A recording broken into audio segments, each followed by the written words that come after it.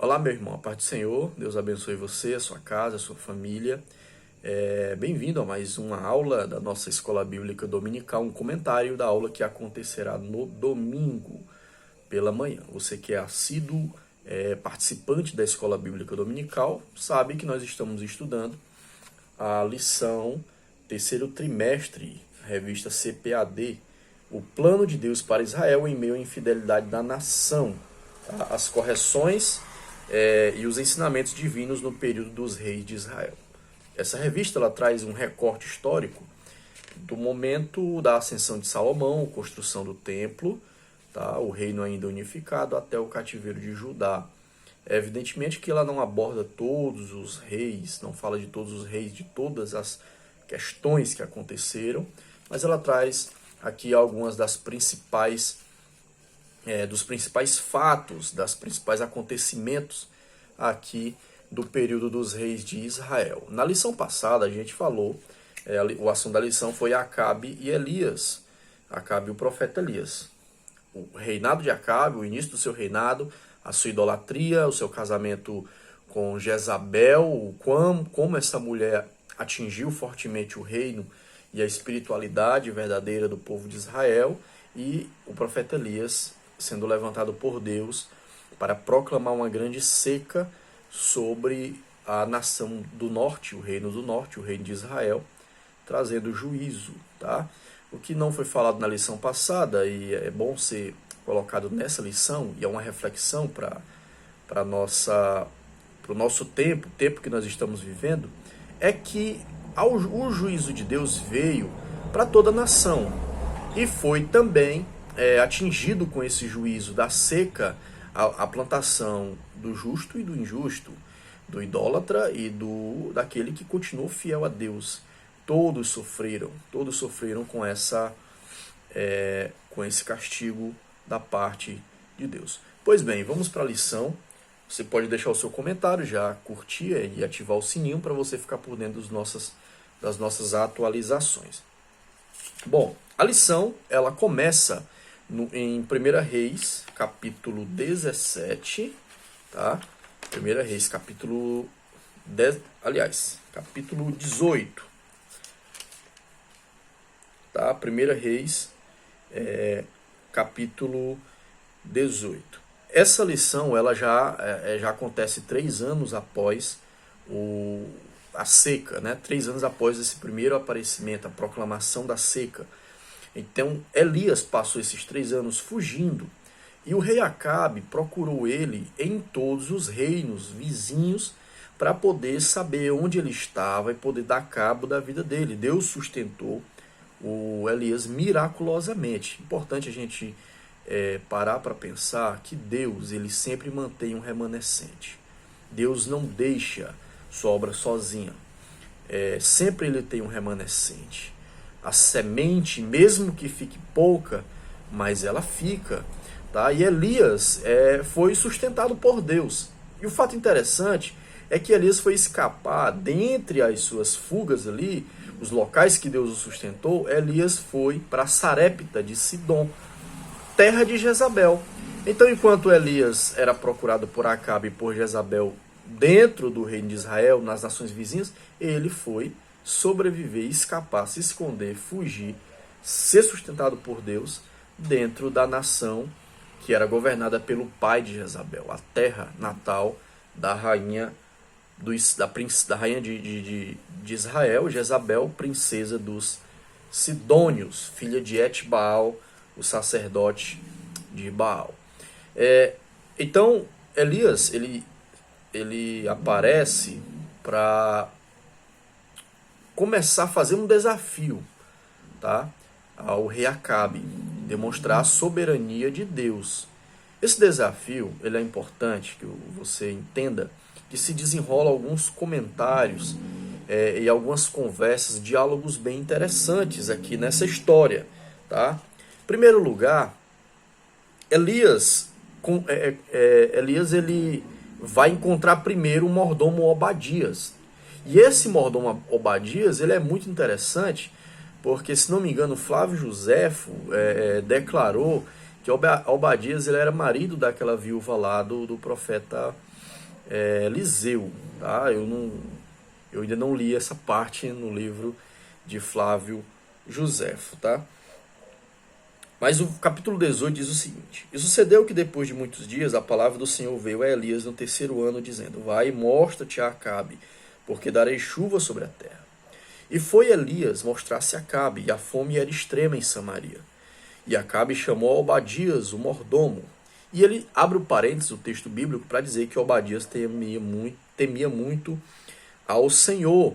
Porque quando os profetas começaram a ser mortos por Jezabel, os profetas verdadeiros do Senhor, ele pegou 100 profetas e em 2 grupos de 50 os escondeu numa cova e os sustentou com pão e água. Observe a grandeza desse homem, a dificuldade que ele enfrentou, tá? A dificuldade que ele enfrentou para fazer isso, mas ele assim o fez mesmo sendo de dentro da casa de Acabe, manteve a sua fidelidade. Acabe chama o Obadias e diz: Olha, Obadias, vamos procurar alimento para os animais, para que os animais também não morram. E eles percorrem, vai cada um para um lado. Eles acharam melhor se dividir para cobrir maior território, maior espaço, e foram cada um para um lado. No meio da sua viagem, da sua busca, Obadias encontra Elias. E ele diz: vai, tá? Diga a Acabe que eu vou me apresentar diante dele, tá? O texto tá no versículo 7 de 1 Reis 18. Estando, pois, Obadias já em caminho, eis que Elias o encontrou, e conhecendo ele, prostrou-se sobre o seu rosto e disse: És tu, meu senhor Elias? E disse ele: Eu sou. Vai e diz a teu senhor: eis que aqui está Elias. Obadias ele dá uma pausa aqui, temendo muito pela sua vida, evidentemente, e diz assim: Em que pequei para que entregues teu servo na mão de Acabe para que me mate? Vive o Senhor teu Deus, que não houve nação nem reino onde o meu Senhor não mandasse em busca de ti. Então ele estava explicando aqui que Acabe mandou em todos os reinos e juramentava os reinos procurando Elias. Tá? Versículo 11. E agora dizes tu: Vai e diz a teu senhor: Eis que aqui está Elias? E poderia ser que, apartando-me eu de ti, o Espírito do Senhor te tomasse, não sei para onde, vindo eu a dar novos a Acabe, e não te achando, ele me mataria. Porém, eu, teu servo, temo ao Senhor desde a minha mocidade. Ele vai contar que ele preservou os profetas e etc. E sustentou eles com pão e água. Interessante, né? Esse diálogo.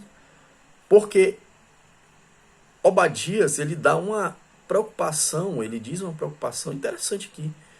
Vai que eu vou dizer a Elias, a Acabe, que o Senhor está aqui. E quando eu volto, o Senhor tem sido arrebatado. O Espírito do Senhor tem te tomado. Olha que preocupação. Ele cria piamente que a qualquer momento Elias poderia ser tomado. Tá? Como de fato foi. Alguns anos, algum tempo depois. Interessante essa preocupação aqui de Obadias. Mas Elias o convence, ele vai chamar o Acabe, e Acabe chega perguntando: é você que está perturbando Israel? Ele diz: És tu, perturbador Israel? Versículo 17, versículo 18 diz: Eu não tenho perturbado a Israel, mas tu e a casa de teu pai, porque deixastes os mandamentos do Senhor e seguistes os Baalins. Você vai encontrar na Bíblia expressões como Baalins, Baal Zebub, Baal Peor. Baal significa Senhor, tá? E ele era considerado o deus da chuva, do raio e, consequentemente, também o deus do fogo.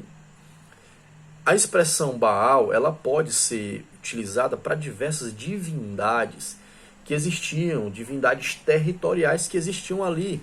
Então tem Baal Zebub, Baal Peor, Monte Peor e diversas divindades que existiam no panteão cananeu naquela época, que poderiam ser identificados como Baal, e eles eram chamados de Baalins, tá? Eles eram chamados de Baalins. Essa designação porque Elias chama Baalins porque Acabe estava trazendo todas essas divindades. Então, Baal Peor não é suficiente, traga o Baal Zebub. Ele estava trazendo todas essas divindades para tentar resolver o seu problema da seca e não conseguia. Porque Baal era considerado o deus da chuva e da fertilidade e estava numa seca. Porque Deus mandou a seca para castigar Baal, castigar a idolatria, castigar aquele povo idólatra, o rei. Tá? Então Elias faz um desafio. E Acabe gosta disso. Ele gosta do desafio. Ele diz, envia, pois... Agora, pois, envia, versículo 19, capítulo 18. Agora, pois, envia ajunta a mim todo Israel no Monte Carmelo, como também os 450 profetas de Baal e os 400 profetas de Azera que comem da mesa de Jezabel. E aí ele juntou no Monte Carmelo, era um monte importante, ele juntou no Monte Carmelo, tá? E ele fez o desafio. Olha o desafio. Também para castigar o Baal e a Azera, tá? Ele diz assim, versículo 21. Então Elias se chegou a todo o povo e disse, até quando cocheareis entre dois pensamentos? Se o Senhor é Deus, seguiu. E se Baal, seguiu. Porém o povo não lhe respondeu nada. Essa talvez seja uma das passagens mais tristes do Antigo Testamento. O povo que desde criança ouvia falar do Deus que tirou o povo do Egito, do Deus de Abraão, de Isaac e Jacó, da conquista da terra prometida, da conquista de Canaã, da derrota de Eglon, da derrota dos reis ali, né? Dos reis, dos gigantes, dos reis que existiam, tá? A derrota de todos aqueles. E agora, basicamente, o povo, entre escolher entre esse Deus e um Deus falso como Baal, eles ficam calados. A idolatria estava cegando seu entendimento, endurecendo seu coração, obstruindo seus pensamentos. E eles ficaram sem saber o que responder. O povo de Deus ficou sem saber a quem escolher. Então ele faz o desafio. Chama os profetas e vamos lá. O Deus que responder com fogo, esse é o verdadeiro Deus. E todo mundo gostou, os profetas gostaram, porque Baal era o Deus do fogo. Mas aí tamanha surpresa dos profetas que ficaram de manhã até meio-dia se mutilando, clamando em alta voz, e não aconteceu nada. E eles, passando o meio-dia, profetizaram eles até a oferta de manjares. Porém, não houve nem resposta nem atenção alguma. O versículo 30 vem o primeiro passo de Elias. Então Elias disse a todo o povo, chegai-vos a mim. E todo o povo se chegou a ele, e reparou o altar do Senhor que estava quebrado. Primeira coisa que ele fez. É claro que ele não usou o altar de Baal, mas ele pegou um dos altares ali, um altar que era oferecido sacrifício ao Senhor, Deus de Israel, o Senhor Jeová, restaurou esse altar, pegou 12 pedras representando as 12 tribos. Aquelas pedras ele edificou o altar, tá? Depois ele fez um rego ao redor, tá? Armou a lenha, dividiu o bezerro em 12, dividiu o bezerro em pedaços e colocou sobre a lenha. E aí encheu de água. Quem quer fogo não joga água, mas ele jogou água. Encheu o rego, encharcou o sacrifício, o bezerro. 3 vezes ele fez isso. Aí vem a oração, versículo 37, versículo 36. Sucedeu, pois, que oferecendo-se a oferta de manjares, o profeta Elias se chegou e disse, ó Senhor Deus de Abraão, de Isaac e de Jacó, e de Israel, manifeste-se hoje que tu és Deus em Israel, e que eu sou teu servo, e que conforme a tua palavra fiz todas essas coisas. Cai por terra um pouco a questão de que algumas pessoas começam a dizer que Elias foi o único na Bíblia que profetizou segundo a sua própria palavra. Ele profetizou, mas debaixo da autoridade, daquilo que ele já conversava com Deus. Ele foi orientado por Deus, ele orava a Deus. Então ele não inventou a doidice da cabeça dele de profetizar a ausência de chuva e Deus foi lá e assinou embaixo. Não foi isso que aconteceu. Ele estava orientado por Deus a fazer isso. Responde-me, Senhor, responde-me para que este povo conheça que tu, Senhor, és Deus e que tu fizeste tornar o seu coração para trás. E o versículo 38 diz: Então caiu o fogo do Senhor e consumiu o holocausto, a lenha e as pedras e o pó, e ainda lambeu a água que estava no rego. O que vendo todo o povo caiu sobre os seus rostos e disse: Só o Senhor é Deus. Só o Senhor é Deus. Olha que avivamento que aconteceu. Só o Senhor é Deus. Só o Senhor é Deus. Olha a misericórdia de Deus, uma oração confiante, uma oração com fé, uma oração inclusive rápida. O fogo caiu. Tá? Mas qual foi a surpresa de Elias? Ele foi lá, matou os 950 profetas. Qual foi a surpresa dele? Basicamente, talvez ele tenha pensado que Acabe iria voltar para o palácio, despachar Jezabel, vendo que só o Senhor é Deus, despacharia Jezabel, aboliria a idolatria e proclamaria novamente o culto ao verdadeiro Deus. Não foi isso que ele fez. Jezabel simplesmente manda um recado dizendo que ela iria fazer o mesmo com Elias, o mesmo que ele fez com os profetas de Baal e Azera. E Elias tem que fugir. Elias vai para o Monte Horebe. E aqui vem uma das questões mais interessantes da Bíblia, que é a questão da depressão. Eu sei que você que é crente não gosta de ouvir essa palavra atribuída a um homem de Deus e dizer, mas ele não tem como estar com depressão. Mas observe bem, não vou dizer que ele estava, diagnosticar clinicamente que ele estava com depressão, não sou psicólogo nem psiquiatra, mas pense comigo, o cara estava decepcionado.